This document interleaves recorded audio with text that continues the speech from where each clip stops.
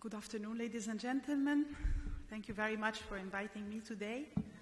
Mr. President, Anis Aklimandus, and the board of AmCham, congratulations for being re-elected for 2 more years of service of the Egyptian-American relationships.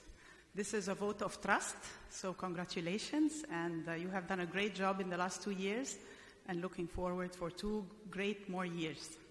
So the Board of Governors and the friend, dynamic, nicknamed Holeko, Hisham Fahmy.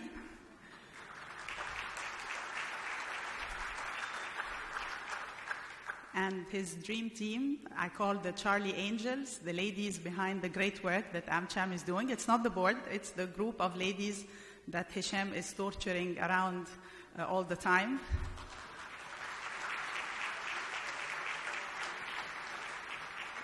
I would like to use this opportunity to thank you for the great job you did during your door knock mission. We've heard some very great things, and I think the least important contribution was my contribution, the one you have alluded to. So thank you, as an Egyptian, for the great work you have been doing for the American-Egyptian relationships. It's indeed a pleasure to be with you this afternoon. I was privileged, actually, to address the door knock mission 2 weeks ago. So I have to start by apologizing for those who have heard some of the story. To you, it's going to sound like watching CBC and then 2 weeks later watching CBC plus 2. So please, if you've heard parts of this story, bear with me.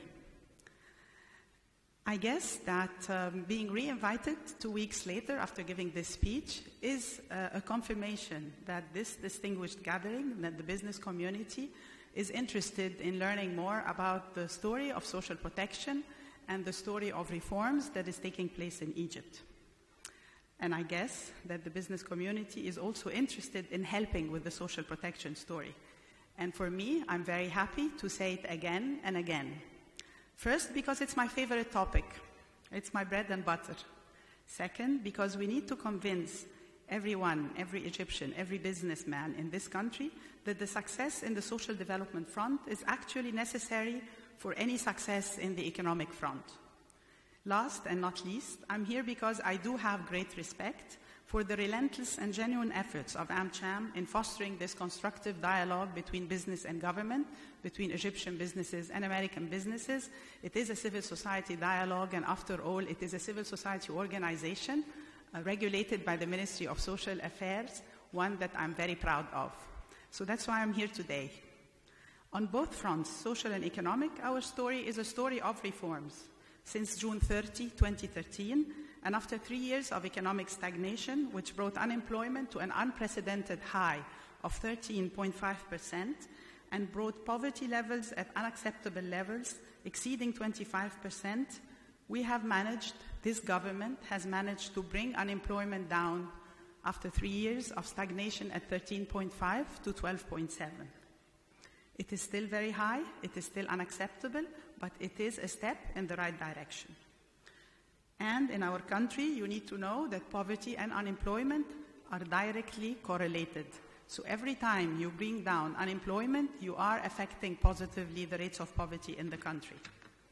Let me tell you that this last weekend, I was in Jordan in the Dead Sea, and I was addressing the World Economic Forum, and there, our president has announced it. The next regional WEF is going to take place in Egypt.